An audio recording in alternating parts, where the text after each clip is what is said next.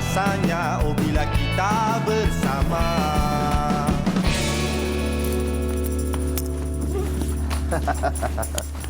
Saya tolonglah. Tak, badan besar, beg kecil lah. Okey, tukar. Ambil ni, bagi dia ambil yang besar. Tapi tu badan Zeti lah. Badan Zeti ini lah. senang. Inilah wanita-wanita kalau bawa masa jalan dulu, wanita-wanita kalau bawa barang, saya nak tanya satu benda lah. Apa benda dalam beg lagi ni besar-besar ni, Zeti? Makanan untuk seminggu. Lepas tu apa lagi ya? Ada Zeti punya helmet. Adalah untuk tu apa? tiba-tiba nak kena sewa motor ke. Lepas tu ada makeup lagi. Hair dryer lagi. Semua Zeti bawa. Kecil-kecil cili padi kan? Ya. Siapa sangka tuannya kecil begini tetapi semangatnya besar seperti dalam lagis ni. Kalau macam Zack, kenapa bawa macam tu? Zack simple lah. Lelaki ni selipar, seluar pendek, kain plekat, baju dah. Oh, tapi lepas tu nanti tak ada apa-apa minta dekat wife juga kan? Sebab tu itu adalah sebab kenapa beg wanita especially yang isteri penuh. Sebab tumpang barang-barang suami sekali kat dalam. Betul kan. Itu paling penting. Alang-alang kita dah alang-alang kita dah bersama kan. Bersama-sama dia faham kita faham dia. Babak mengemas itu terang Zeti babak mengemas ni kalau suami isteri, saya tak tahulah orang kat luar macam mana. Tapi kalau kemas barang untuk bercuti tu memang isteri tip-top lah. Suami dia standby mindset dia untuk drive esok lah. Ya, dengan satu lagi standby untuk angkat beg yang berat tu. Betul. Itu paling betul. Baik, jadi selamat datang kepada semua penonton Borak Kopitiam hari ini hari Sabtu Zack bersama Sabtu lah hari Ahad. Hari Ahad. Maaf, hari Ahad. Terlalu banyak benda berlaku dalam kepala Zack Zeti actually. So hari Ahad hari ini Zack American bersama dengan Zeti. Betul. Semalam Zack tengok Zeti dengan Muaz. Ya, semalam kita dah sembang pasal topik yang lain. Hari ini kita sembang pasal topik yang Zeti pun cukup suka. Zack minat kan? Betul. Tapi itu kejap lagi sebab ini kita nak update dulu kepada anda tentang situasi semasa COVID-19 negara kita setakat semalam lah. 11.59 malam, jumlah kes baru yang dicatatkan adalah sebanyak 4,896 kes dan 18 daripadanya merupakan kes import. Ya, betul. Dan ini seperti anda semua dapat lihat, kes naik turun terus, jaga SOP. Walaupun kita telah diberi kelonggaran, tetapi harus diingat segala SOP itu adalah tanggungjawab untuk kita sentiasa beringat kepada diri sendiri dan orang-orang di sekeliling kita. Okey, itu dia update tentang COVID-19 dan kepada anda semua jangan lupa untuk terus bersama kami di Borak Kopitiam kerana bukan sahaja anda dapat saksikan kami secara live di TV3 tetapi di Facebook ya. Kalau nanti kat Facebook TV3 Malaysia tu ada benda-benda nak sharekan untuk hari ini topik kita pasal suka melancong, boleh juga komen di situ. Kejap lagi kita baca cakap pasal suka melancong. Zack sejenis yang travel budget ataupun bila time bercuti lah rasa nak all out. Okey, terus terang ni jujur waktu Zack bujang, Zack jenis backpack ke. Backpack yang tidur double decker, relax santai kan. Dengan kawan-kawan. Tapi bila dah berkahwin, dah ada anak, Zack spend sikit lah untuk lebih selesa. Okey. Kalau macam Zati, saya merupakan anak bongsu. Jadi bila pergi bercuti, dia macam sebelum berkahwin. Keluarga lah yang tanggung. Jadi kita tak ada benda nak difikirkan. Tapi itu sekarang bila dah berkahwin, dia jadi macam, banyak ni rupanya nak kena keluar. Ni lagi, makan lagi. Macam itulah. Jadi memang kena berjimat-jimat sikit lah. Sebab apa tahu? Ni. Dia macam mana? Ada orang, dia punya mindset. Okey, ini kita nak tanya penonton-penonton Borak Kopitiam kan. Pada anda yang sedang menonton kami, tolong tulis di ruangan chat. Sewaktu bercuti, mana penting? Spend dekat makan, minum, aktiviti ke ataupun spend dekat tempat tinggal? Cuba komen. Itu kita nak tahu. Kalau macam Zati, tempat tinggal tu sebab bila kita pergi berjalan, kita nak macam Zati lah, kita nak tengok kawasan yang kita pergi tu kan. Jadi lebih afdal tempat tinggal kita tu cukuplah sekadar untuk kita mandi, tidur dan selesa lah. Sebab kita nak tidur kat situ tak lama pun. Buat apa kita nak spend banyak-banyak? Kita nak tidur setakat 5-6 jam. Kenapa nak spend sampai 2-3 ribu? Itu pada pandangan Zati lah. Baik, itu pandangan Zati. Apakah pandangan kalian? Kongsikan terus pandangan kalian di ruangan komen ataupun tweet saja kami dekat Twitter. Kat bawah tu ada Twitter, Instagram, Facebook. Teruskan saja. Dan sebelum itu, kita nak kongsikan bersama dengan anda trivia tempat menarik untuk bercuti. Let's go. Pejam celik, kita sudah hampir ke penghujung tahun 2021. Sudah pasti pada musim cuti ini ramai yang merancang untuk keluar berjalan-jalan bersama keluarga mahupun rakan-rakan. Tetapi, gaya percutian macam mana yang kita mahukan? Oleh itu, jom kita lihat jenis-jenis percutian yang menarik. Yang pertama adalah glamping. Glamping adalah kombinasi perkataan glamour dan camping. Glamping kini sudah menjadi trend percutian terutama dalam kalangan pecinta alam semula jadi kerana dapat menginap dalam kemah tanpa mengetepikan aspek keselesaan.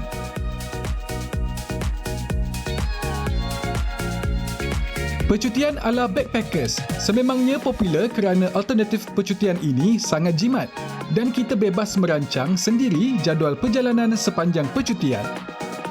Tetapi ada risikonya. Anda mungkin menghadapi sebarang kemungkinan kerana tidak biasa dengan lokaliti serta budaya masyarakat setempat.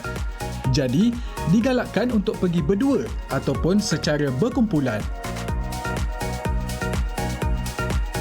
Kepada mereka yang mempunyai bajet yang besar, percutian luxury atau mewah adalah pilihan yang tepat. Lokasi seperti di Itali, Dubai atau Paris adalah antara destinasi yang sering dikunjungi kerana mempunyai banyak tempat penginapan mewah, taraf 5 bintang serta pusat membeli belah. Percutian mewah ini pastinya membuatkan pengunjung berasa selesa dan tenang. Percutian pastinya dipenuhi dengan aktiviti berjalan ke lokasi yang berlainan. Tetapi, berbeza pula dengan staycation. Percutian jenis ini biasanya akan menetap serta melakukan aktiviti di satu lokasi sahaja. Aktiviti seperti hari keluarga atau sambutan hari jadi antara aktiviti yang sesuai untuk melakukan staycation. Antara kelebihan percutian jenis ini, ianya jimat, santai dan tidak memenatkan.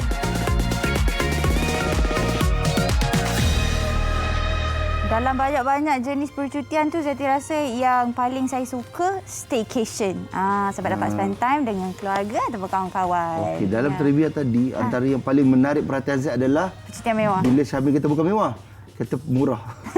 Itu jawab ingat. Itu jawabnya. Yang murah je. Betul. Baik. Sekarang ni Zeti, ada sedikit berita yang nak dikongsikan kepada penonton-penonton Borak Kopitiam. Mungkin ada yang dah tahu dan mungkin ada yang belum tahu, dan sekarang ni kita akan updatekan kepada anda. Di sini dah diberitahu satu berita yang sayu sebenarnya, di mana bekas Menteri Kabinet Tan Sri Sabaruddin Cik telah meninggal dunia di Pusat Perubatan Universiti Malaya PPUM malam tadi. Dan pegawai khasnya Datuk Zamri Muhammad ketika mengesahkan berita berkata sebelum ini beliau dimasukkan ke PPUM sejak seminggu lalu bagi menjalani kuarantin selepas disahkan positif COVID-19. Jadi mari kita sama-sama kita sedekahkan Al-Fatihah agar Allahyarham ditempatkan bersama para solehin dan dipermudahkan segala urusan di sana kelak. InsyaAllah. Al-Fatihah.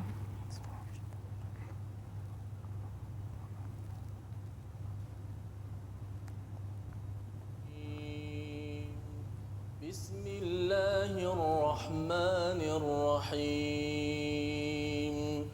Alhamdulillahi Rabbil Alamin.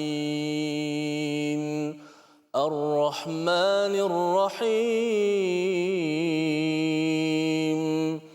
Maliki Yawmiddin. Iyyaka na'budu wa iyyaka nasta'in. اهدنا الصراط المستقيم صراط الذين أنعمت عليهم غير المغضوب عليهم ولا الضالين.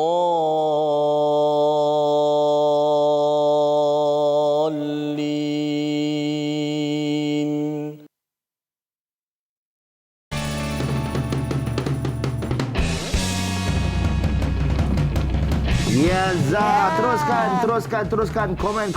Jangan tak komen. Zah dengan Zeti baca komen ni, tapi kita hold dulu Ya, sebab ni kita nak berikan perhatian kepada juara idola kecil di rumah. Bawa pulang kalau tak silap Zeti RM20,000 dah. RM20,000 untuk anak rasanya. kecil ni.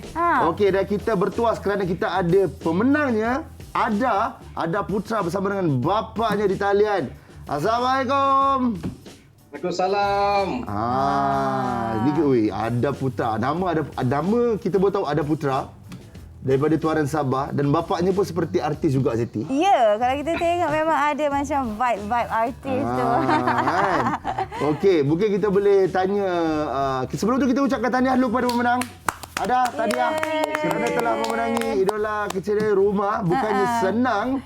Ini satu benda yang agak mencabar kerana bukan bertanding dekat depan-depan tapi dekat dia. Satu lagi saya rasa cabaran sebab student lagi kan. Masih lagi belajar, so nak bagi masa. Mana satu kita nak perform, mana satu kita nak belajar. Tapi tak naklah dia cakap kepada Ada. Jadi kita nak tahulah dalam banyak-banyak persembahan Ada, yang mana persembahan paling orang kata mencabar diri.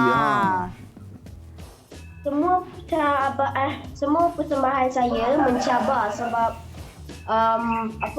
vokal dia kena betulkan, tapi yang paling mencabarlah konsert terakhir sebab mimpi saya rekod 2 hari, Mami and Daddy rekod 2 hari.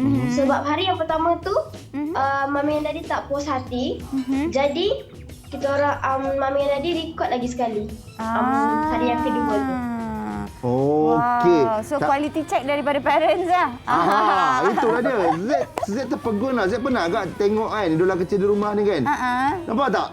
Nampak macam Star Wars kan? Dalam cerita Star Wars, dia punya orang tu bergoyang-goyang. Kan? Sebab mereka ni perform bukannya dekat tempat itu, tapi dari rumah. Tapi untuk mendapatkan feel tu memang mencabar kan? Sangat-sangat mencabar sebenarnya. Baik. Itu kalau kita tanya Ada lah. Kita nak tanya bapaknya sedikit lah. Kita nak tanya bapak dia. Ni, kita nak panggil apa bapak ni ya? Okey, nama saya Asdah Rizam bin Alias. Okey. Boleh panggil Ada. Ada juga? Ni Ada senior. Ni Ada junior. Okey, kita nak tanya Ada senior. Ada senior, macam mana mula-mula tiba-tiba boleh join juara pula. Boleh join idola kecil di rumah ni? Okey, seingat saya masa tu memang betul-betul last day. Dan saya record anaknya nyanyian. Dan itu last day, hari tu juga lah, tengah malam tu saya hantar. Dan selang beberapa hari dapat panggilan untuk interview dan selepas tu dapat pula terpilih. Itu Alkisah dia. Itu kiranya rezeki lah. Kita pun tak tahu rezeki tiba-tiba ada kan. Walaupun betul. Dia hujung-hujung tiba-tiba ada junior bergelar juara. Baik, kita nak sembang dengan juara. Lama tak sebenarnya Ada berlatih untuk persembahan terakhir ni sebelum buat rakaman oleh oleh bapa? Baik, Ada? Dia tak bergerak, dia freeze. Risau ni tiba-tiba takut hati dia. Okey, ada. Okey, tak ada dah. Okey, apa tadi Zack soalannya? Saya tanya, apa tu, lama tak Ada berlatih sebelum Ada senior rekod persembahan Ada junior? Itu. Lama juga sebab masa tu suara saya ada masalah suara lah. Lepas tu rehat-rehat dulu, berlatih lagi, Mami lagi ajar vokal. Jadi ajar gerak-gerak badan macam mana lagi. Sembahan sikit. Okey. Masa diumumkan sebagai pemenang, ada rasa tu macam mana? Ada junior dulu. Saya rasa macam bersyukur sangat-sangat. Sebab mula saya bila dah sampai ke tempat kedua tu saya dah macam dah tak boleh bayangkan dah siapa juara. Sebab semua hebat-hebat. Tapi perasaan saya happy, bersyukur sangat-sangat. Sebab saya menang juara idola kecil musim ni. Ada expect tak menang? Tak. Ada tahun ni umur berapa tahun? 5. Tahun 5. 5 tahun? Bukan 5 tahun. Oh, dah jadi 5. Dah jadi 5 kira 11 tahun lah kan? 11 tahun. Okey Ada, ni abang nak tanyalah. Juara idola kecil di rumah ni, juara dia bawa pulang RM20,000. Betul tak? Untuk seorang yang berusia 11 tahun, apakah yang ada dalam kepala ni? RM20,000 ni Ada nak buat apa? Cuba kongsikan satu Malaysia. RM20,000 ni, duit yang saya dapat ni, saya nak simpan untuk pembelajaran masa depan saya. Masya Allah. Tapi lama lagi Ada. Sekarang tak ada rasa macam nak pergi beli game dulu ke? Zeti, waktu Ada cakap macam tu, Ada senior telan Elio. Tu kita nak tahu. Betul ke bapaknya? Betul ke duit tu memang disimpan 100% untuk pembelajaran di masa mendatang ke ataupun adalah kira bagi manis-manis untuk sikit ada junior. Saya ada perancangan sebenarnya untuk Ada ni, Ada junior. Mungkin separuh daripada wang yang dimenangi itu untuk pembelajaran dia, untuk ditambahkan ke dalam akaun SSPN. Okey. Dan separuh lagi untuk digunakan untuk memantapkan lagi kelas-kelas, masuk kelas-kelas public speaking ke, kelas tarian ke, ataupun kelas-kelas untuk memantapkan dia punya ni persembahan Betul, nak tambah persediaan pada masa akan datang. Luar biasa ada. tambah skill lah kan. Industri ni perlu bersedia kan. Betul. Ada junior sedar tak yang ada junior mempunyai seorang bapa yang luar biasa? Dia support betul-betul kan semua benda. Ada masa menang ataupun masa mula-mula join idola kecil, kawan-kawan ataupun cikgu dekat sekolah, tahu tak? Mula-mula tak tahulah. Okey. Bila Dah menang baru tahu? Dah menang baru tahu? Tak. Masa lain, dia orang masa dah lama sikit idola kecil ni. Tak dah lama sangat. Baru dia orang macam, kau yang masuk dalam TV tu, masa sana. Okey. Biasa tu kan. All the best.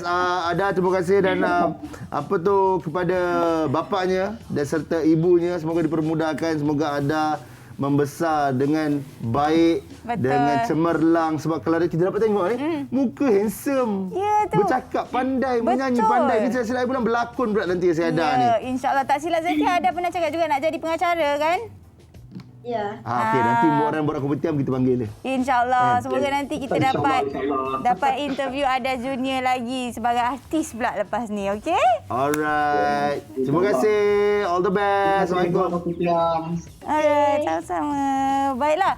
Zaid. Ya. Sekarang ataupun pagi ini ada sesuatu yang menarik nampaknya yang di Kuala Kubu Baru ada lintas langsung alur lempah. Kita bersama Fiona. Apa yang menarik tu? Fiona sana? Fiona buat apa?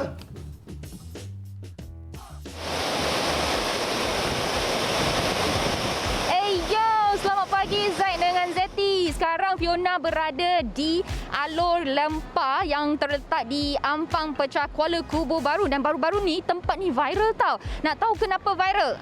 Kejap lagi. Sekarang ni Fiona akan tanya Encik Khairul yang merupakan ranger alur lempah ni. Okey, apa yang menarik dekat sini? Selamat pagi Encik Khairul. Selamat pagi. Okey, baru-baru ni memang telah viral tempat ni dan mungkin Encik Khairul boleh bagi tahulah antara pengunjung-pengunjung yang datang ke sini ni datangnya kebanyakannya dari mana dan apa yang mereka buat dekat sini. Okey, selamat pagi. Saya Khairul, wakil daripada Ranger Alur Lempah Kuala Kubu Baru. Saya mewakili penduduk setempat di sini, dilantik oleh Majlis Penduduk setempat untuk menyelia dan mengawasi kawasan alur lempah ni daripada empangan 1 sehingga ke hujung dia. Lepas tu dekat sini pengunjung yang datang dekat sini bukannya daripada orang-orang warga Hulu Selangor. Yang paling jauh saya pernah interview datang daripada Alustar pun ada, sebab dia menghantar anak dia di Darul Quran dekat sini. Kemudian dia datang bercuti, so saya ada tempat bersembang dengan dia. Dia kata dia datang daripada Alur Lempah, daripada Alustar. So saya terkejut, jauh juga tempat ni viral sampai ke Alustar kan. So saya pun rasa macam terkejut. Kami warga-warga setempat rasa terkejut. So itu yang kami tak sempat nak sediakan terlampau banyak kemudahan dekat sini. Sekarang ni yang ada dekat sini cuma ada tong sampah yang disediakan oleh Majlis Pembendaran yang sikit-sikit je lah. So tempat ni dulu tak viral. Bila jadi viral kami jadi terkejut lah. So kami terpaksa tubuhkanlah ranger ni. So saya juga mengalu-alukan orang yang daripada pengunjung daripada luar untuk datang ke sini, bawa family untuk beriadah di hujung minggu. Sebab dekat sini dia tak memerlukan apa-apa bayaran pun dan tak ada kos yang terlampau tinggi lah untuk bercuti. So boleh datang sini berkemah hujung minggu bersama family. Dekat sini juga ada aktiviti seperti tubing ataupun anak-anak muda selalu buat bola tampar air, dan kadang-kadang ada yang bawa bot pun ada sekarang ni. Bot ada kat bahagian atas sana. Okey, kemudian ada lagi aktiviti tarik tali. So hujung minggu tu anda tak ada rasa tertumpu pada mandi saja. Kita juga ada aktiviti lain. Okay. kalau kita tengok kan, kawasan sekeliling ni ada banyak kemah-kemah. Jadi adakah kemah-kemah ni turut disediakan ataupun pengunjung yang bawa sendiri? Okey, mana yang ada kemah yang kita nampak sekarang ni, kemah-kemah ni bukannya daripada yang kami sediakan. Kemah-kemah ni yang dibawa oleh pengunjung sendirilah. Okey, jadi biasanya kalau pengunjung ramai, sampah pun automatik akan ikut banyak. Okey, jadi mungkin Encik Khairul boleh bagi tahu kita, okey, apakah antara aktiviti ranger ataupun inisiatif yang ranger lakukan mengurangkan sampah di sini, dan juga mungkin boleh terangkan sedikit mengenai kempen bawa pulang sampah anda. Okey, terima kasih. Okey, untuk kempen bawa balik sampah anda ni, kami baru lancarkan pada bulan ni lah, awal bulan ni. So, kita telah edarkan flyers kepada semua pengunjung untuk bawa balik sampah anda. Kita nak lahirkan dalam hati pengunjung supaya tanamkan sifat jangan biarkan sampah tu dekat sini. Sebab tak ada orang sebenarnya untuk kutip sampah tu. So, minta pengunjung-pengunjung dengan jasa baik hati saya, dengan rendah hati saya minta pengunjung yang hadir ke sini untuk bawa balik sampah anda. Sebab kami secara sukarela saja untuk datang kutip sampah ni. Okey, sebab kami pun bukannya dibayar ke apa ke, cuma kami sebab cintakan alam sekitar. So, penduduk-penduduk sini pun cintakan alam sekitar. So, kami ambil inisiatif untuk kurangkan sampah yang ada kat sini. Lagipun sampah ni dia kalau kita kumpul dekat sini, dia akan mendatangkan bahaya dekat sini sebab dia dekat dengan kawasan hutan. So haiwan-haiwan akan datang. So akan mengganggu penduduk nanti, ataupun pengunjung yang datang dia akan jadi macam pengunjung lain yang datang, dia akan jadi benda tu jadi nampak tak cantik lah bila sampah tu berkumpul kat situ. So kami ranger sini dengan komuniti sini ambil inisiatif, kami bersihkan kawasan ni secara sukarela. Itu je lah. Itulah dia, bagi anda semua dah rasa best nak datang ke sini juga, nak buat aktiviti yang ada dekat sini, okey, ikuti nasihat Encik Khairul. Dan sekarang ni saya rasa saya nak pergi mandi sungai, boleh tak Encik Khairul? Boleh. Okey, kembali ke studio bersama dengan Zack dan juga Zeti. Wah, seronok lah Fiona. Fiona kan makin lama nampak makin muda lah. Ya ke? Ingat ke tadi lawatan sekolah tu? Fiona, Zack minta belanja ni. Nak pergi apa-apa, minta belanja bawa pergi Alor Lempah tu. Ada lempah. Tapi seronok kan? Seronok. Tengok pun tadi tu macam tak ramai orang. Kan? Macam Zack pun risau kan nak pergi tempat-tempat yang ramai orang kan. Kita kena jaga SOP dan sebagainya. Tapi tengok Alor Lempah tu macam boleh diketengahkan rasanya Zeti. Betul, sebab Zeti pun macam minggu depan cuti seminggu. Rasa nak pergi sana, pergi camping. Alor Lempah tu. Okay. Oh, alamak. Minggu depan Zeti cuti seminggu. Buat aktiviti yang kena orang ganti ni. Itu Sabtu Ahad. Kerja tetap kerja. Okey. Alright, jadi macam-macam lagi kita akan kongsikan bersama dengan anda. Terus komen di ruangan chat dekat Facebook. Apakah pandangan kalian? Kalau bercuti, nak spend banyak dekat aktiviti dan makan, ataupun spend dekat tempat tinggal, ataupun mungkin kongsikan saja apa-apa asalkan kena-mengena dengan bercuti. Kita kumpul-kumpul lagi idea. Kita kembali selepas ini. Di mana? Borak Kopitiam. Borak Kopitiam.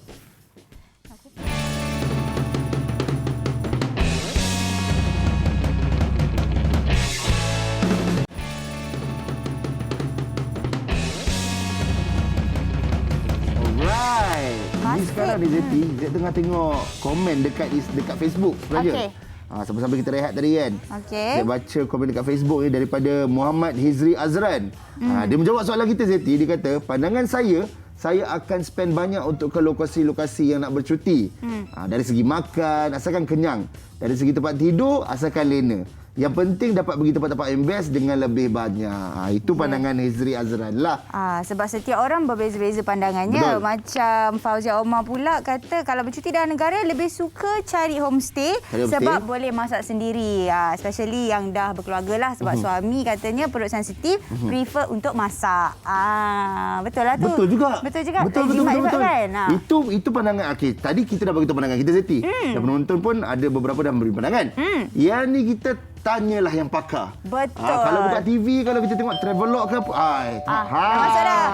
Selamat pagi. Yes. Ini dah Cik Razali. Silakan. Duduk. Apa khabar? Sihat Baik, alhamdulillah. Cik, how are you? Apa khabar? Thank you, alhamdulillah. Sihat. Tapi betul lah bila cakap pasal melancong, inilah orangnya. Inilah orang yang tepat untuk kita bertanya. Betul. Juga merupakan Zeti punya idola. Drama kan? Ya, drama, pengacara, travelog, number 1 lah. Okey, Ti, untuk kita punya topik hari ni kan, melancong kan. Kita nak tanya, adakah seorang T. Razali memang suka melancong dari dulu? Sebab bila kita tengok you punya show kata apa-apa, memang Natural. Okey, saya cakap satu cerita yang mungkin saya tak pernah cerita. Masa saya umur 9 tahun dulu, Okey. saya ni suka kat benda yang pelik-pelik. Macam Loch Ness Monster, Scotland. Bigfoot, apa benda semua. Saya minat benda-benda ni. Okey. So masa saya kecil, alhamdulillah lah ayah saya sporting. Dia bawa saya pergi ke Loch Ness di Inverness di Scotland. Bawa kamera suruh cari monster tu kalau ambil gambar kan.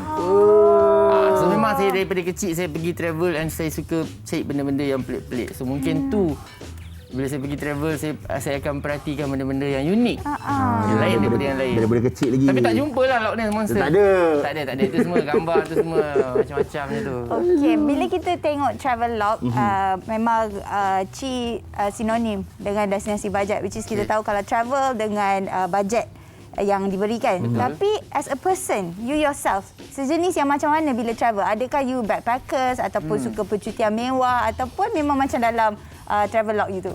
Dah sampai peringkat pertengahan umur pertengahan. Dah sampai pertengahan ni kan, dia ada time dia. Dia ada masa dia. Ada masa yang memang kita rasa macam paling simple, paling best. Paling strip down. Satu bag, kalau keluar pasport, mana kita nak pergi, and that's it. Bajet yang kita nak. Of course, duit penting sebab emergency ke apa ke. Kita tak tahu kalau wallet hilang ke. Macam-macam boleh jadi.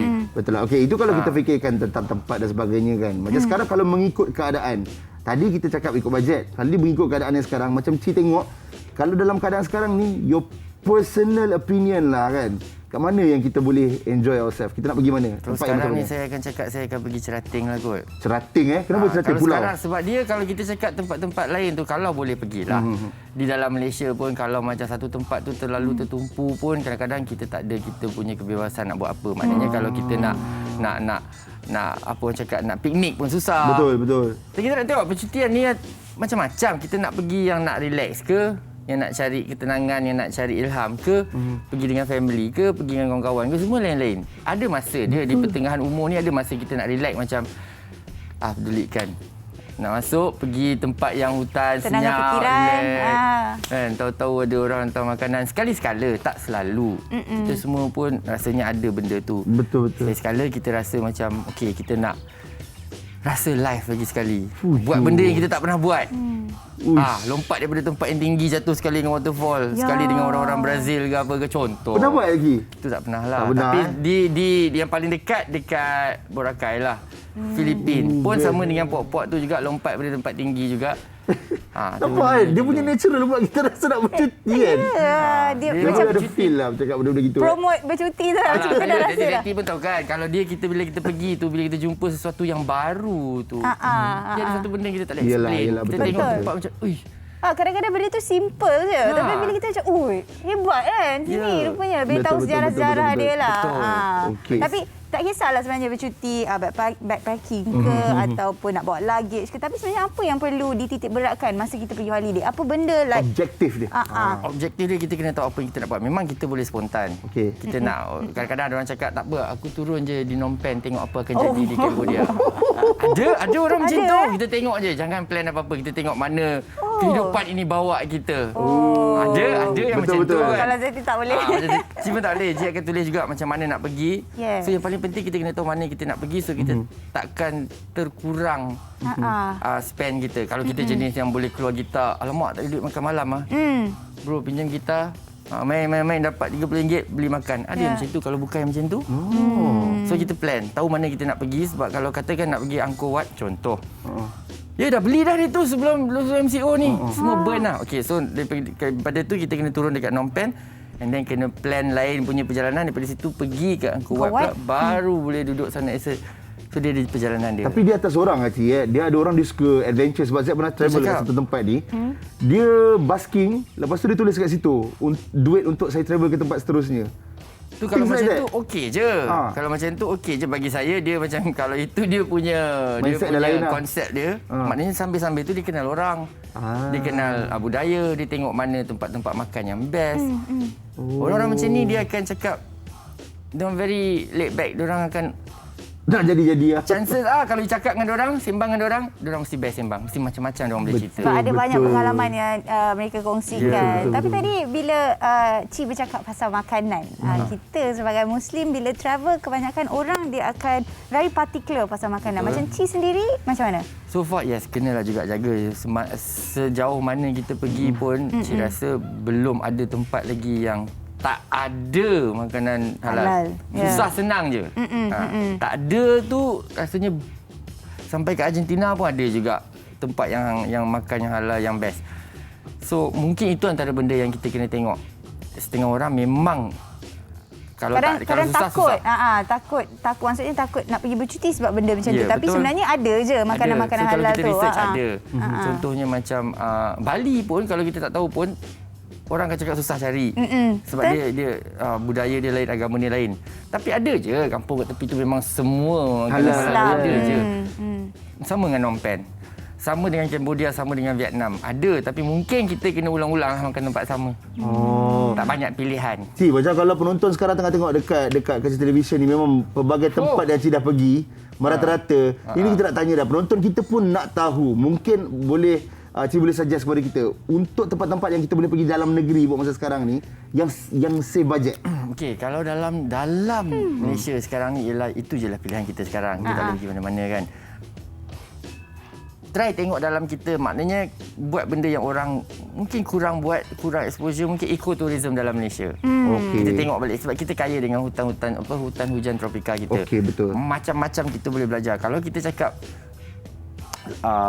Langkawi, semua pergi sana. Betul. I mean, tak salah, bagus untuk pelancongan Langkawi.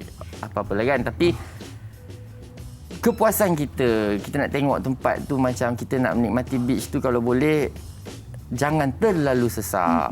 Kita nak pergi restoran pun jangan terlalu ramai. Lagi-lagi dalam keadaan sekarang ni. So mungkin kita kaji sikit ekoturism mana boleh pergi. Cerating pun beach tapi lain sikit dia punya atmosphere. Betul. Lain sikit kedai-kedai dia, mood dia lain sikit. Betul. Ataupun kalau kita pergi ke Perlis, pergi tengok ke belah-belah dia punya ekoturism belah sana. Lain. Ataupun Pahang, hutan negara, tempat-tempat macam ni. Taman negara apa semua. Ini semua benda yang kita kena kaji sikit. Ya, kita kena masuk satu kaki kena masuk dalam hutan hujan tropika Malaysia ni yang berjuta tahun ni. Personal favourite Cik lah. Personal favourite. Pulau Pulau Cerating Cerating kalau yang pergi macam tu. Kalau yang best memang Perhentian Redang itu kalau nak relax is Perhentian Redang memang tak cakap apalah. Diving memang cantik. Air dia cantik. Itu orang yang sukakan pulau. Tapi sebenarnya dekat negara-negara kita memang banyak juga tempat-tempat menarik yang kadang-kadang kita tak tahu pun. Contohnya macam dekat Tanjung Tualang ataupun dekat Gaharu ada Tea Valley yang sangat cantik. Kadang kita macam tengok gambar kat situ kita macam serius ni dekat Malaysia. Betul. Oh, situ yelah tiba-tiba rasa nak bercuti lah. Ada tempat yang tasik dia biru, hijau. Betul. Kena search Google ada sekarang search saja. Lepas tu satu lagi kalau melancong selalu kalau macam Cilah. Kalau di luar negara ataupun kat dalam negara beli tak apa-apa cenderamata. Souvenir. Mesti beli. Okey, tapi Cik tak suka beli kitchen yang biasa-biasa. Macam orang cakap. Bukan cakap apalah kalau tengok belakang dia ada made in mana macam tak nak minta kita beli yang handmade kat sana. Kita cari yang unik-unik punya yang kat sana. Yang mana craft tangan tu susah nak cari ke. Kan? Benda-benda macam tu, yes. Itu saya akan cari. Dengan tempat tu. Betul. Tak free. Something yang lain lah. Something yang different. Betul. Something yang ada karakter tempat tu sendiri ke. Contohnya macam Labu Sayung ke. Contoh. Dia buat batu ke, batu yang dia lukis ke. Leather ke. Apa-apa je. Apa yang unik pasal tempat tu lah sebenarnya. Yang ada lah. Kita tengok, kita ingat. Okey, kayu ni daripada Pahang punya hutan. Okey, ni kitchen ni dibuat dekat Terengganu. Macam tu. Macam tadi di awal tadi saya ada sebut tentang kalau bercuti dengan keluarga lain, dengan kawan lain dan sebagainya kan. Dan saya pun ada baca tweet dekat Twitter yang dibuat poll tau. Dia tanya, anda suka bercuti macam mana? Dengan keluarga, solo, backpacking, dengan kawan-kawan. So kalau macam semua lain-lain. Semua ada tak top favorite? Macam saya ada kawan yang jenis bercuti, dia suka seorang, dia tak ada suka orang lain. Dia tak nak orang lain join, dia seorang. Ada macam tu. Susah soalan tu. Betul. So sebab feeling dia lain-lain tau. Dengan family kita nak juga bercuti. Tapi lain lah. Betul juga. Okey, macam ni lah. Kita ambil konsep pendekatan diri kita lah. Okey. Dalam seharian kita pun, kalau ada 24 jam, mungkin 16 jam kita habiskan kat diri kita. Lain tu dengan family, dengan kawan. Betul tak? Betul. Sama dengan cuti lah. Kalau kebanyakan masa kalau kita nak pergi tempat-tempat kita nak pergi, mungkin family tak suka. Tapi mungkin adakah satu time, jom kita semua family pergi sini. Sebab family percutian kita boleh bajet dah. Kita dah tahu dah macam mana kan. Dah tahu dah macam mana kan. Bangun tu gimana nanti. Ada anti-anti ataupun mak-mak yang akan suruh nak pergi sini dulu. Betul. Kita kena pergi makan sini dulu lah. Kita layan lah. Betul lah. Jawapan tu mantap lah. Dia macam lagi depan kita 16 jam dengan diri kita, sebelebihnya kawan dengan family. So nak tak nak, kita suka macam mana pun kita kena adakan juga masa. Kalau katakanlah bro suka motor, contohlah ada pesta motor dekat mana-mana lah. Thailand for example. Kan? Takkan kita nak. Anda melainkan family semua memang nak ataupun memang okey jom. Betul. Nanti tak nak pulang pada diri sendiri. Kita tengok sehari berapa banyak kita spend untuk diri kita, berapa kita spend untuk keluarga. So you budget sendiri yang mana. Benda tu kadang-kadang orang terlepas pandang sebab kadang-kadang kita rasa macam terutamanya bila travel banyak, kita rasa macam kenapa kita tak ajak kawan-kawan ke family ke apa kan. Tapi lama-lama kita akan fikir balik macam betul juga. Kita dalam sehari pun kita ada sikit banyak ni je masa untuk kita dan untuk family. Betul. Tak amalkan benda yang sama pada prinsip hidup juga. Mantap. Dia dah penutup yang terinspirasi. terbaik. Thank you so much. I feel inspired. Alright, Ji, mungkin I boleh bagi tahu Instagram yang siapa-siapa yang nak follow. Okey, kalau nak follow Instagram saya boleh je. Ci Razali, QI Razali 0808. Yes. Itu kat semua ada lah. Banyak tu. Ci Travel semua ada di situ. Gambar, see my world through your eyes. So memang banyak benda-benda travel. Alright, thank you Ci. Semoga dipermudahkan segalanya. Sama-sama kita. Dapat pergi Cerating nanti soon. Memang tengah plan ni. Ya. Boleh surfing Ya, sekarang. Alright, thank you. Okey, Ci, selain pada pulau-pulau ni kan, kita nak share dengan penonton kita juga. Kita ada camper van. Let's go. Wow.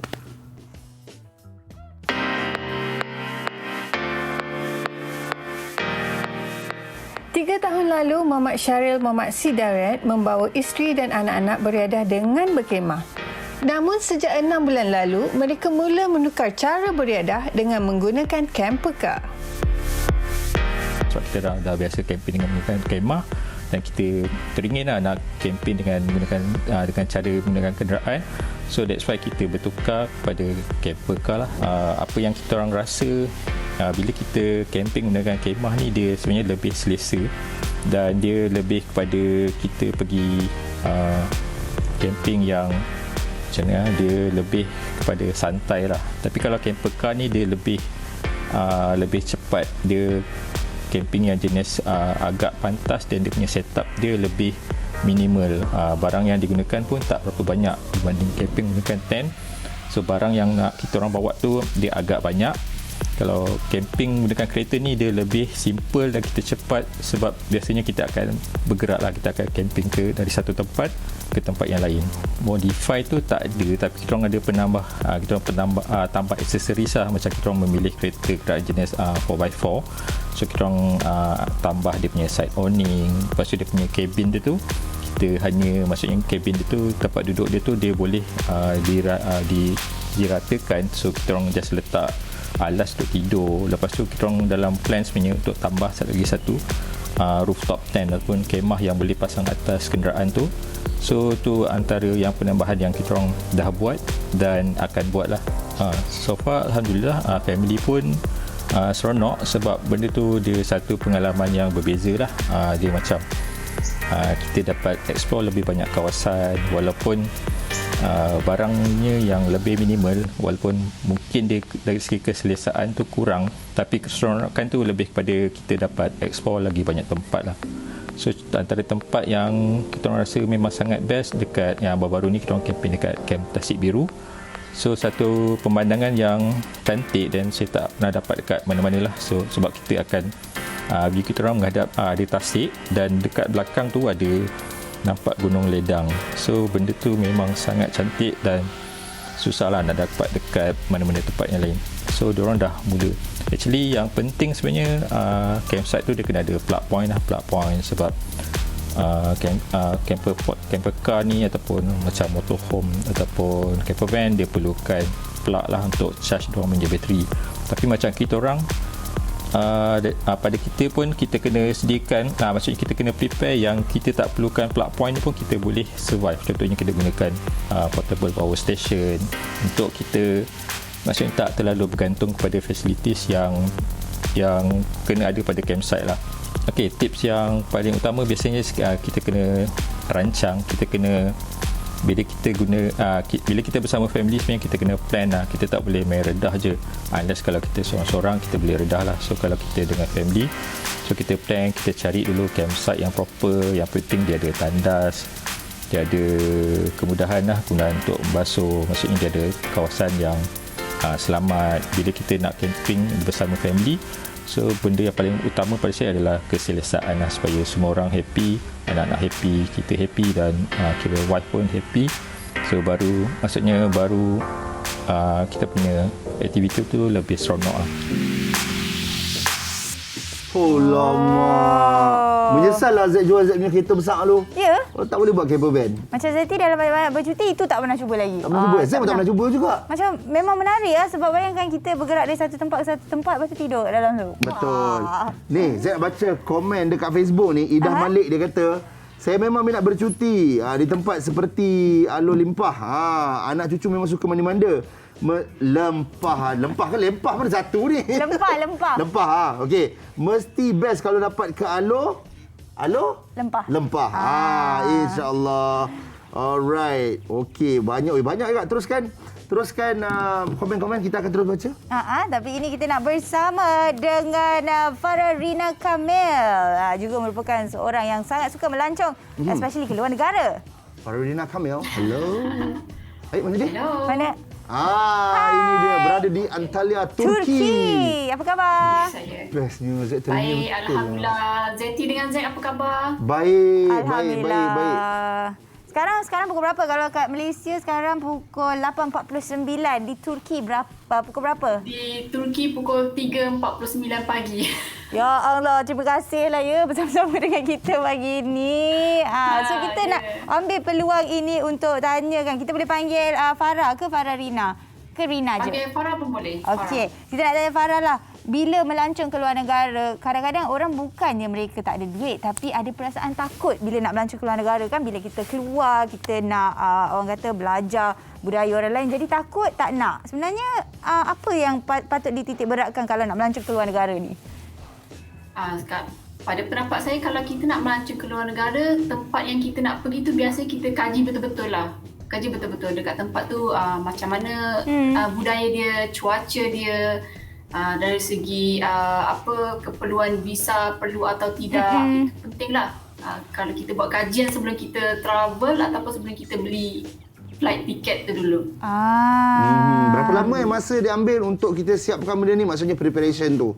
Jangka masa dia berapa lama? Kalau kita tak nak sebut. Itu biasanya depend pada masing-masing. Tapi kalau pergi ke negara yang jauh-jauh ni, kadang-kadang harga tiket pun mahal kan. Jadi ada yang harga tiket kalau kita beli harga sebulan atau 2 bulan sebelum lebih murah. Jadi saya boleh katakan preparation tu mungkin dalam sebulan ke 2 bulan, ataupun depend kalau tempat-tempat yang dekat mungkin kalau yang dah biasa pergi ke Thailand, Indonesia, Singapura, mungkin seminggu 2 je, ikut pada kerja masing-masing dah boleh jalan lah tu cuti luar negara. Macam Farah sendiri dah berapa banyak negara Farah travel? Saya sendiri tak banyak negara yang saya travel, sebab negara pertama yang saya pergi Turki, kemudian negara yang berdekatan dengan Malaysia macam Thailand contohnya, Tu je lah. Tapi sebabkan suami saya orang Turki, jadi saya banyak pengetahuan dalam Turki lah. Faham. Bestnya duduk kat tu. Berapa lama dah duduk dekat Turki? Farah? Saya dah 9 tahun di Turki. Wah. Boleh cakap Turki Dari tahun ni?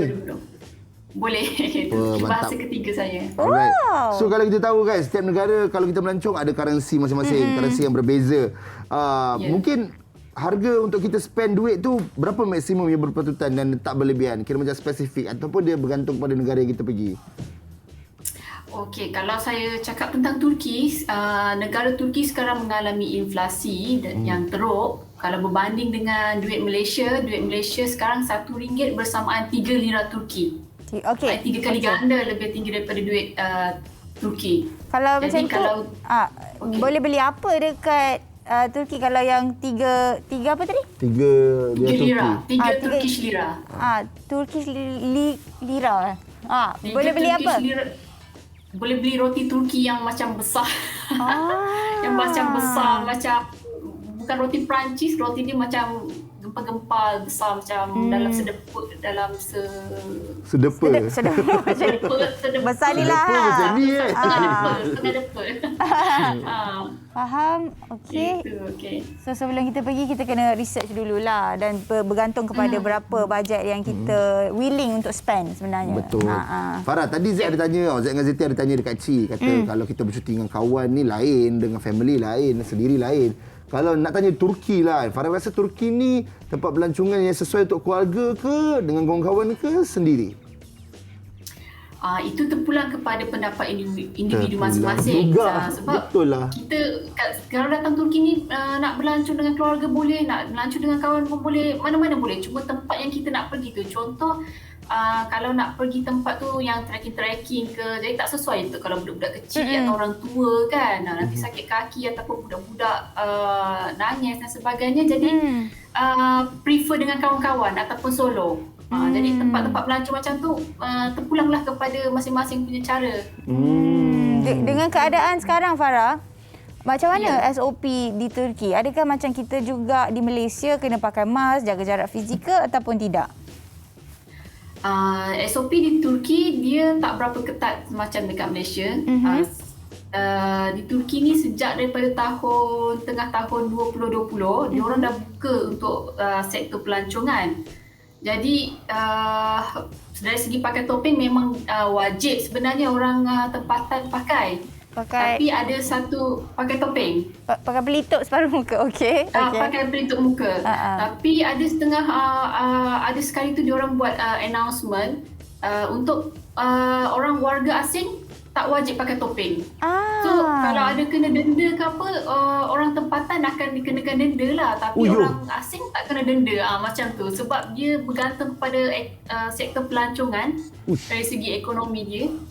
Jadi sehingga macam tu sekali dia punya undang-undang dia. Bebas kepada warga asing. Sebab ada warga asing yang anti-mask. Jadi faham. Dia bebas dekat situ. Pendek kata Zaid, dia jaga warga negara dia je lah. Yang datang tu macam suka hati awak lah ya. Farah duduk sekitar mana? Dekat dengan Istanbul ke apa? Zaid memang teringin lah nak pergi Istanbul tu. Istanbul, okey je. Banyak je tempat nak kita lawak dekat Istanbul. Banyak. Daripada rumah Farah ke town berapa jauh? Saya di Bandar Antalya ni, kalau Antalya ke Istanbul dalam, kalau naik bas tu dalam 8 jam. Naik bas macam dari KL ke... sangat-sangat besar. Ya. Sangat-sangat besar. Macam dari KL ke Kelantan lah.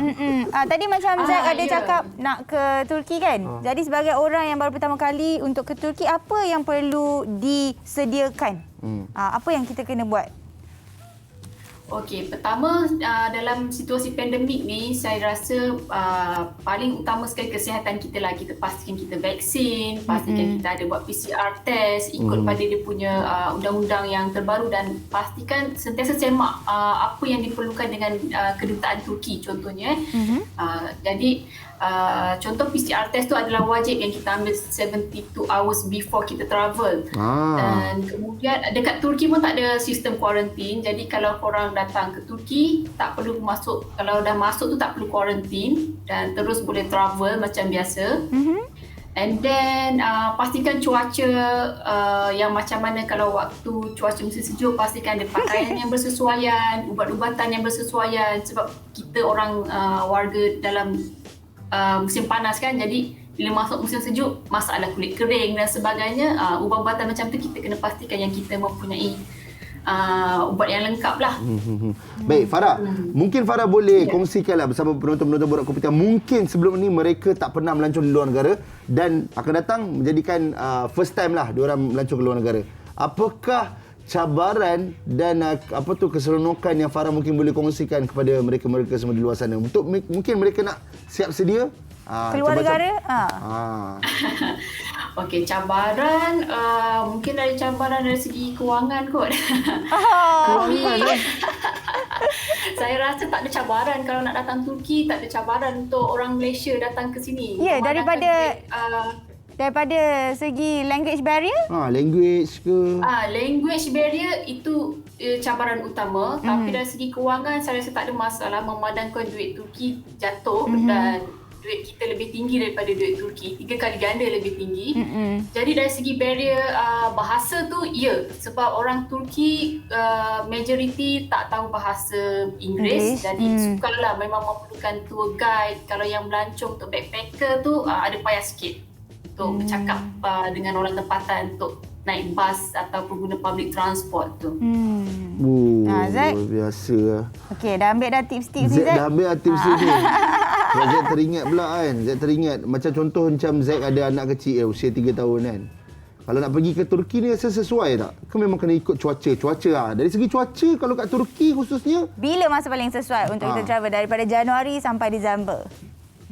Saya cadangkan musim bunga antara hujung musim sejuk hingga awal musim panas. Betul. Kalau kita pergi pada musim panas, waktu musim panas ni waktu orang Turki bercuti, jadi harga-harga hotel tu akan melambung.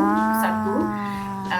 Waktu musim yang saya cadangkan ni hujung musim sejuk ke awal musim panas ni dalam bulan 3 ke bulan 6 macam tu. Atau bulan 1 ke bulan 6 macam tu.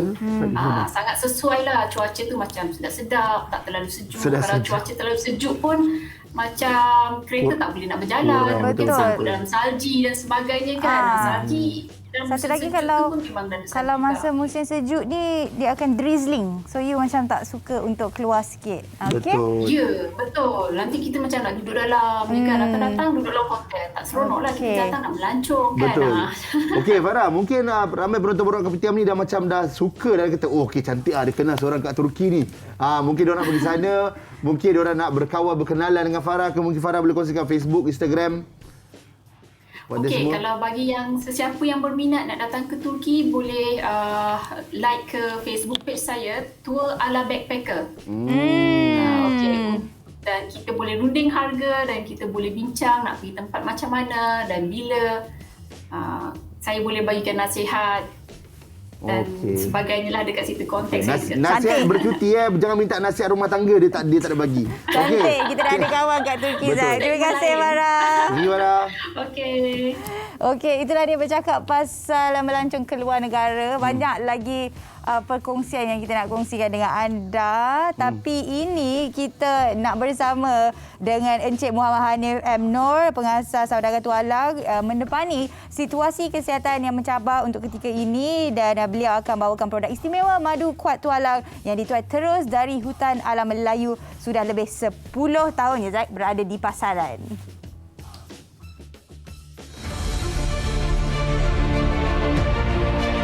Hari ini istimewa. Kami bawakan kepada tuan-puan ke tengah hutan belantara bersama dengan tim pemburu madu tualang asli.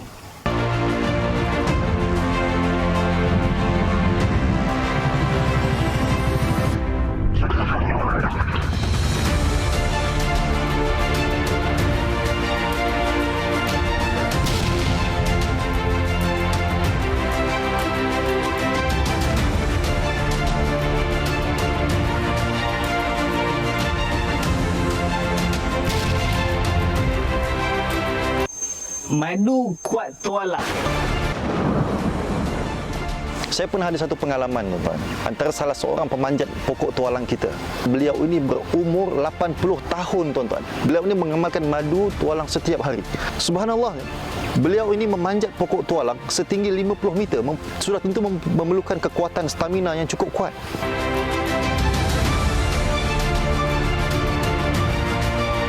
Dan kepada anak saya sendiri, tuan-tuan, umur 7 tahun sudah hafal 2 juz Al-Quran, tuan-tuan. Umur 7 tahun, tuan-tuan.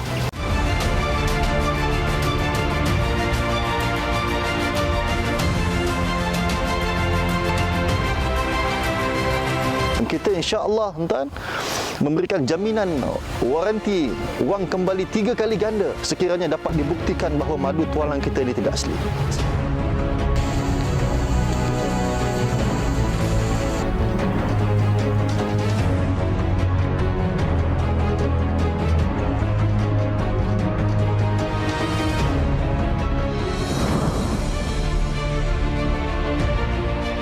Tahukah tuan-puan, madu merupakan minuman dalam Al-Quran yang disebut sebagai syifa'un linnas, penawar bagi manusia. Namun terdapat satu kajian yang dilakukan di Amerika Syarikat yang menunjukkan bahawa hampir 80% madu yang dijual di pasaran adalah palsu. Jadi kami saudagar tualang komited untuk memberikan madu yang asli dengan meletakkan 3 syarat. Yang pertama, kami memastikan adanya pemburu madu. Yang kedua, adanya kilang penapisan sarang yang boleh dilewati. Dan yang ketiga, adanya pelbagai lab test bagi mengesahkan lagi keaslian madu. Dikala dunia dilanda penyakit yang tidak menentu pada ketika ini, saya ingin mengingatkan satu kata-kata daripada Ar-Razi, pakar kimia moden. Kebahagiaan seorang doktor itu apabila dia mampu merawat penyakit tanpa menggunakan ubat-ubatan. Baik, untuk promosi, sebelum tu saya sarankan tuan-puan segera snap gambar nombor telefon di kaca TV agar tidak terlepas promosi ini. Yang pertama, pakej permulaan dengan hanya RM120, tuan-puan akan mendapat 1 botol 1 kilo. Sangat sesuai kepada yang baru ingin mencuba mengamalkan madu tualang. Yang kedua, pakej hadiah. Dengan hanya RM180, tuan-puan akan mendapat 3 botol 430 gram. Sabda Rasulullah SAW, tahadu tahabu, berilah hadiah maka kasih sayang akan terjalin. Pakej ini sangat sesuai jika kita ingin memberi hadiah kepada kenalan karib atau jiran terdekat. Seterusnya, pakej VIP dengan hanya RM240, tuan-puan akan mendapat 2 botol 1 kilo. Yang ini kita berikan percuma syeka untuk membancuh madu. Selaras dengan amalan Rasulullah SAW membancuh madu dengan air sebelum diminum. Seterusnya, pakej eksklusif. Dengan hanya RM360, tuan-puan akan menerima 3 botol 1 kilo. Yang ini kita datangkan dengan botol dan kotak yang cantik. Sangat sesuai kepada yang sukakan barangan eksklusif. Sepanjang pengamatan saya, orang yang mengamalkan madu ini subhanallah suka beribadah. Jadi kita berikan tasbih eksklusif ini untuk memudahkan mengira zikir harian. Ibu saya di kampung juga sukakan tasbih ini. Yang teristimewa, pakej premium dengan hanya RM550, tuan-puan akan mendapat 5 botol 1 kilo. Firman Allah SWT dalam Al-Quran, ma anfaqtum min khairin falil walidain. Barang siapa yang ingin memberi, paling baik adalah kepada ibu bapa sendiri. Ini merupakan galakan untuk kita berikan hadiah kepada ibu bapa tersayang. 2 botol mungkin kita sekeluarga minum dan bakinya kita hadiahkan kepada ibu bapa dan mertua kita. Semoga khasiat madu ini memberi manfaat kepada yang tersayang.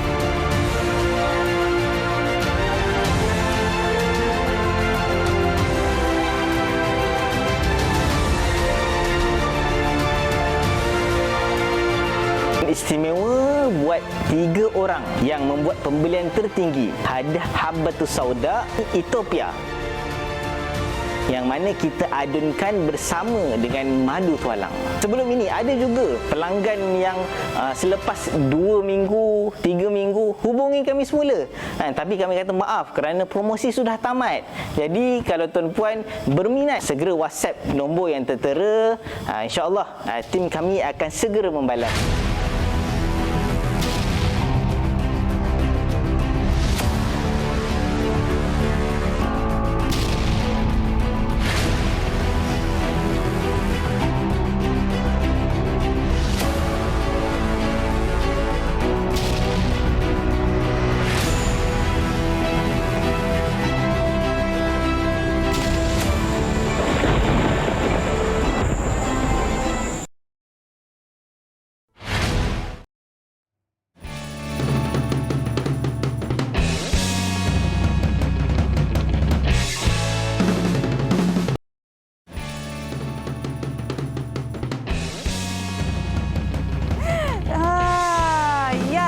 tadi bila kita saksikan dekat Facebook Borak Kopitiam, ramai sebenarnya bersembang pasal alur lempah Kuala Lumpur Baru. Sorry belakang kamera ni ada FM Abang ni kelakar sangat.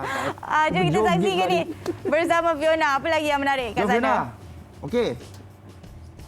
Hai, Zaid dengan Zeti. Tahu tak apa? Tengah syok-syok mandi sungai ni ada pula kameraman suruh interview. Okey, tak apalah. Straight to the point, kita interview Encik Baharudin yang merupakan antara salah seorang pengunjung yang ada dekat sini. Hello, selamat pagi. Selamat pagi. Okey, boleh tak nak tanya Encik Baharudin ni, okey, apa yang membuat Encik Baharudin datang ke tempat ni Tempat ni memang menarik. Air dia pun agak cantik, tak dalam. Jadi sesuai lah untuk saya bawa anak-anak dengan isteri datang beredah di kawasan sini lah.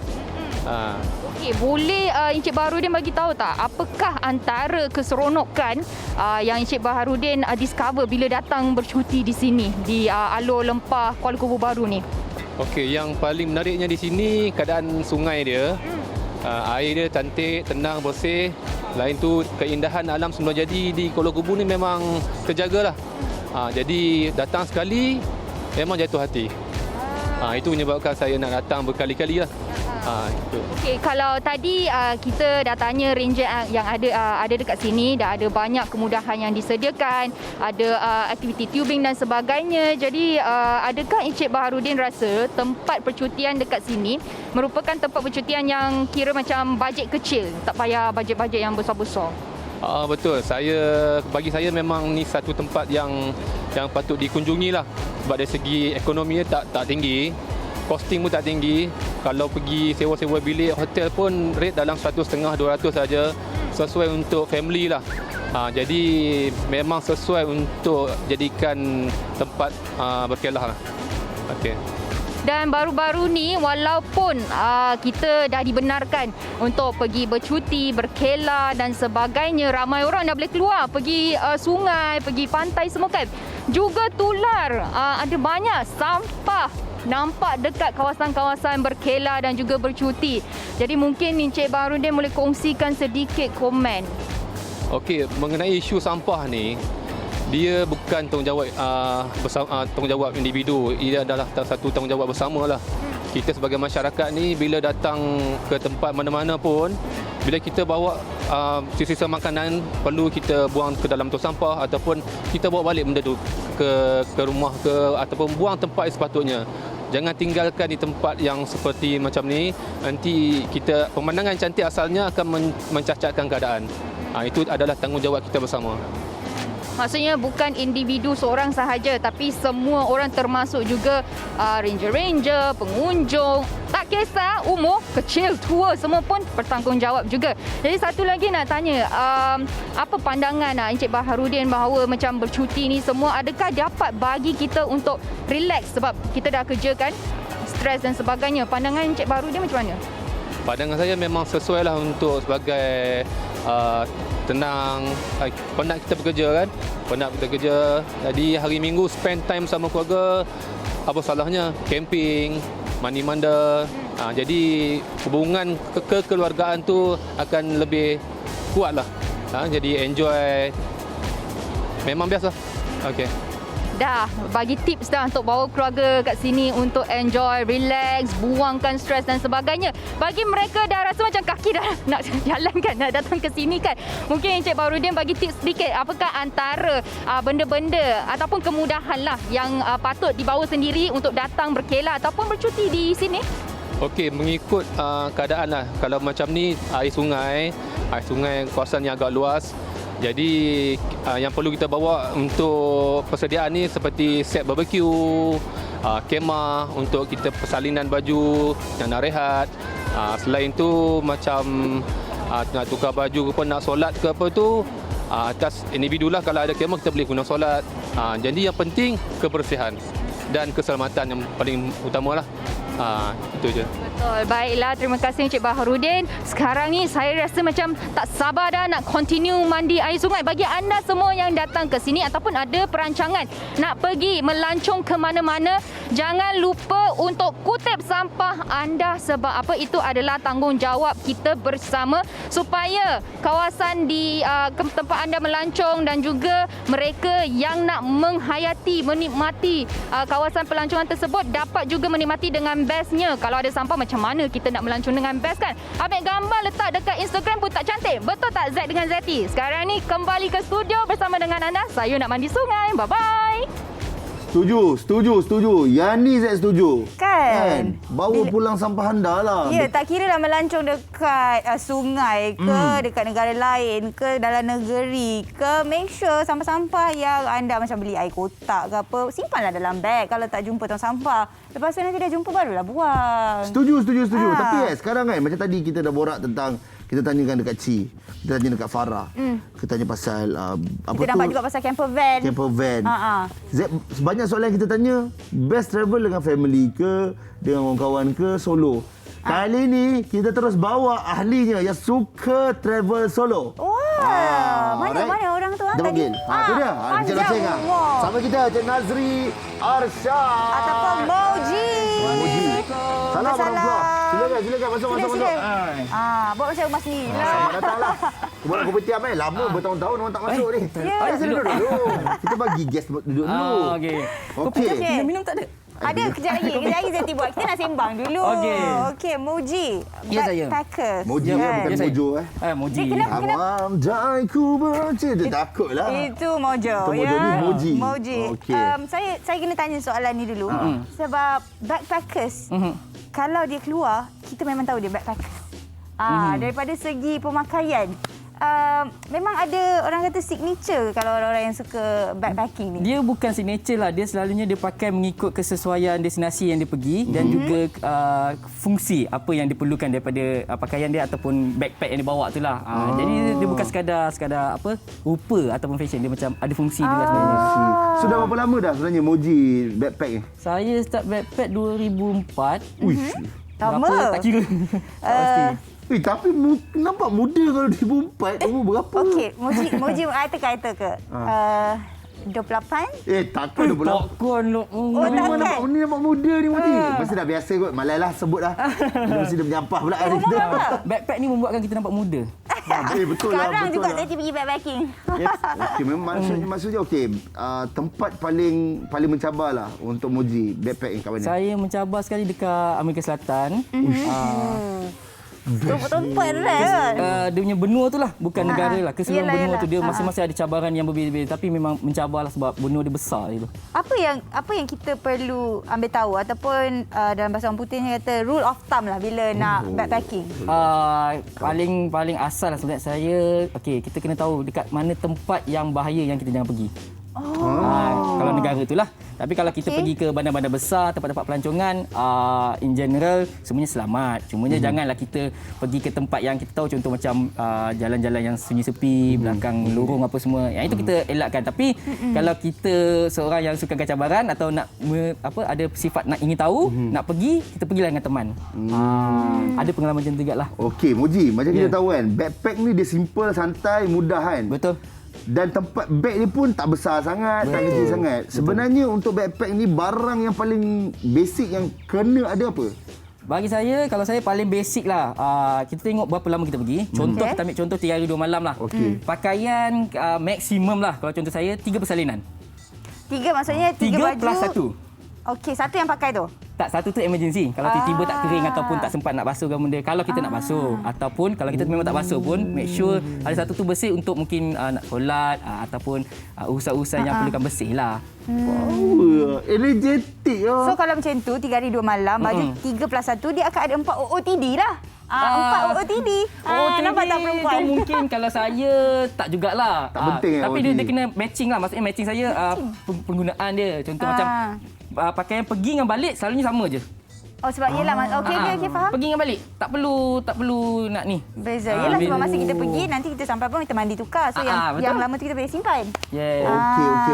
Ni kita nak tanya juga ni kan, sebab Yelah, kalau kita tahu kalau space limited tu, cara lipat baju pun penting. Betul, sangat penting. Kita dulu tahu yang Moji akan ajarkan kita cara lipat baju dengan betul untuk backpack. Sebab saya pun suka lipat baju yang berbeza sikit. So kita tengok cara Moji. Jom Moji, boleh tunjuk. Okey, saya punya ni sebagai contoh je. Backpack saya kadang bergantung, ada yang kecil, ada yang besar. Sebenarnya yang besar, dia ada beberapa tu pergi liter. berbulan-bulan lah. Atau banyak banget nak bawa. Itu 75 liter yang saya bawa selalu. Yang ini dalam 20 ke 30 liter lah. Yang ni yang paling recent saya bawa sebab saya suka dia mudah buka besar. Kalau macam ni saya beli bantal busi tak muat dah. Lepas tu yang paling penting yang saya selalu buat adalah saya tak gulung. Selalu orang gulung tapi saya tak.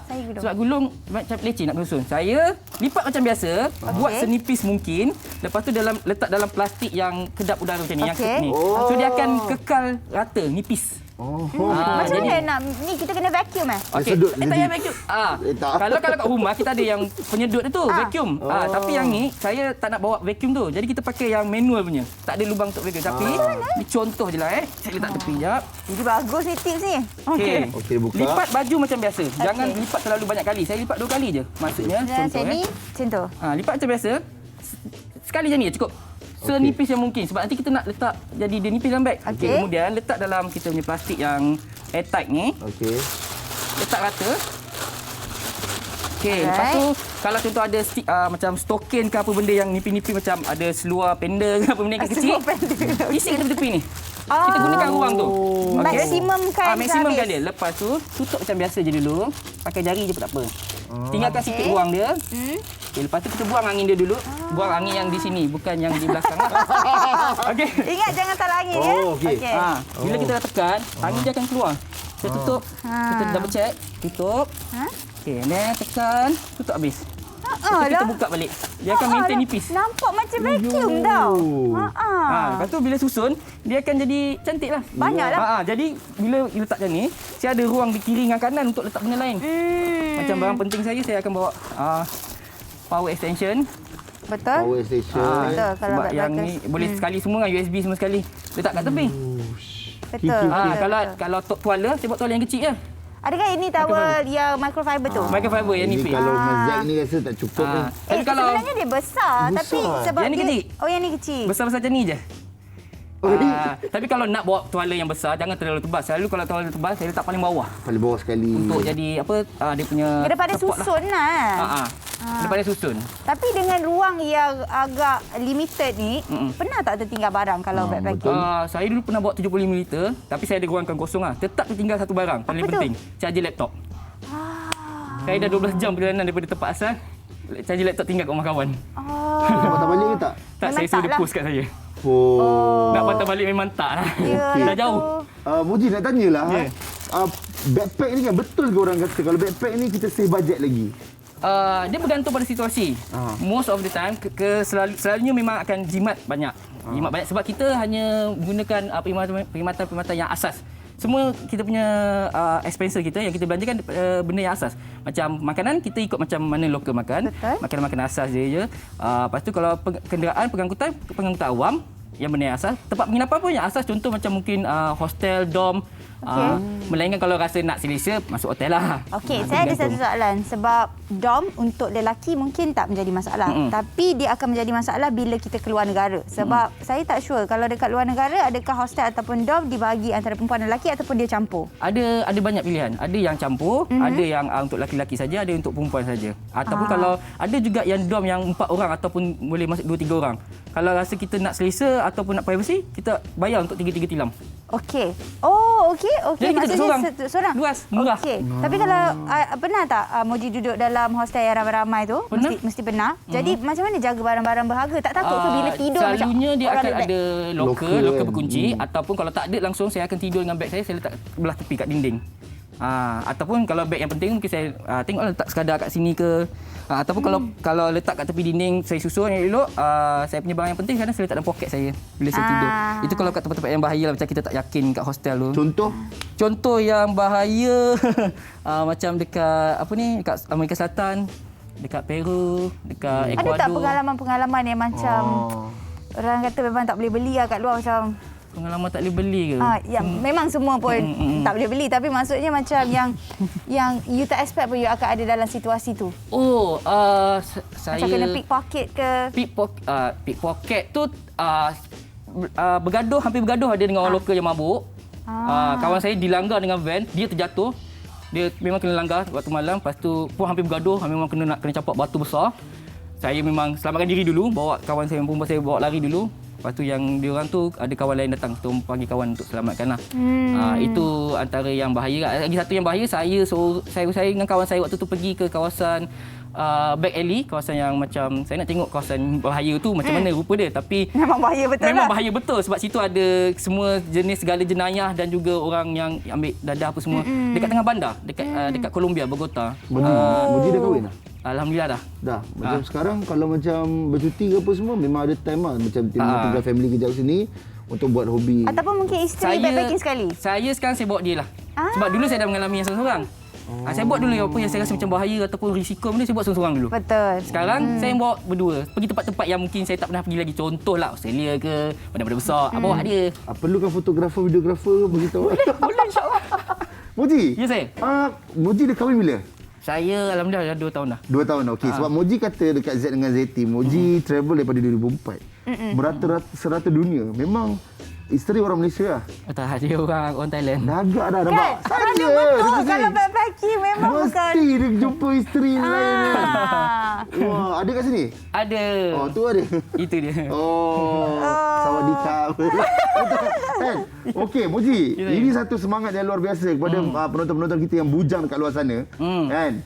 Mana tahu nak ada pasangan yang bukan orang Malaysia, ya tak? Muka-muka macam Zeti ni. Zeti walaupun dulu waktu saya kenal Zeti ingat kau orang Thailand. Oh ya ke? Tak, bila buka mask dia nampak Melayu tu. Nampak Melayu kan. Okey, Moji, selain daripada itu kan, mungkin Moji boleh kongsikan sedikit lah sebagai contoh kan. Ada orang kata, kalau kau nak pergi negara-negara yang payah nak cari makanan halal ni, kau buat je lah makanan daripada Malaysia ni. Tapi backpack pun kita tak ada masa kan nak fikir makanan dan sebagainya kan. Berat lagi apa semua. So apa, ada tak tips-tips ataupun rahsia-rahsia yang boleh dikongsikan? Rahsia saya sebenarnya, saya jarang share dekat online lah. Senang aja. Macam mana kita hidup kat sini, kita apply dekat luar negara. Paling senang adalah cek kedai runcit je. Kedai runcit? Kedai runcit. Betul. Makanan asas. Roti. Jajan-jajan. Kalau ada bahan basah yang contoh ikan, masak ataupun makan lah. Beli suruh kedai masak ke. Ataupun kalau pergi kedai pun, kita minta seafood. Cakap saya nak ikan steam. Ataupun sandwich. Saya akan tukar saya punya rutin makanan saya berbeza sikit. Kalau dekat Malaysia kita makan nasi, kat sana nasi kan telur je lah kita minta. Dia jangan cerewet lah. Bila backpacking ni tak boleh memilih. Kena fleksibel. Sebab saya pernah terkena itu pergi Hong Kong kan. Nak makan Melayu halal kan. Makan kat sini makanan yang RM3, RM4, kat sana puluh-puluh ringgit. Ya, bila kita convert kan. Biasa. That's why orang cakap bila melancong jangan cerewet lah. Jangan cerewet satu, jangan convert. Dia kalau convert dia akan terasa. So jangan buat ratio 1-to-1. Betul. Okey, Moji, terima kasih banyak. Mungkin Moji boleh kongsikan Instagram, Facebook ke kepada penonton Borak Kopitiam. Saya aktif kat Instagram saya Moji16 dan juga YouTube channel saya Moji juga, Moji16. Semuanya berkenaan tentang saya punya perjalanan saya, kisah-kisah saya lepas saya travel, backpack dan yang terkini dengan isteri saya lah. So dia Moji ke? Boleh. Muka Moji tu dia? Mana? Moji16 Moji16. Pakai spek tu? Pakai spek tu? Uish, lain lah. Okey, lepas ni kalau kita nak backpacking, kita dah tahu dah siapa orangnya. Okay. Terima kasih banyak Moji. Sama-sama. Semoga dipermudahkan. Nanti kalau travel ke apa, post lah ramai yang nak menonton. Betul, insyaAllah. Terima kasih. Okey, diharapkan dengan perkongsian kita hari ini, semua orang dapatlah tips yang kita kongsikan pasal melancong kan. Dan ini kita juga nak saksikan Zat Kyle. Betul. Terima kasih kepada anda semua yang menonton kita daripada pagi tadi sehingga ke sekarang. Semoga segala perkongsian kami daripada Borak Kopitiam ini mendapat memberi manfaat kepada memberi manfaat kepada anda semua. Semoga dipermudahkan, yang baik semua datang dari Tuhan, yang buruk semua dari kesilapan kami sendiri. Terus bersama dengan Borak Kopitiam Minggu Harapan. Saya Zaid American dan saya Zati Nabila. Assalamualaikum. Kita tinggalkan anda dengan Kyle, Cinta Jatuh. Assalamualaikum. Kawan-kawan semua tahu berita aku suka padamu. Kau pun begitu. Kau buatku jatuh sampai ku tersungkur. Tak sangka sejak kau tiba-tiba ku terasa cinta jatuh. Kau buatku jatuh sampai ku tersungkur. Tak sangka sejak kau tiba-tiba ku aku terasa cinta jatuh ke rimba. Cinta jatuh. Perakuan tak dijangka mengubah dunia kita dua. Kata merisik mula dari bisik, kita dah tertarik. Siapa duga berita edisi baru. Kawan-kawan semua tahu berita aku suka padamu. Kau pun begitu, kau buatku jatuh.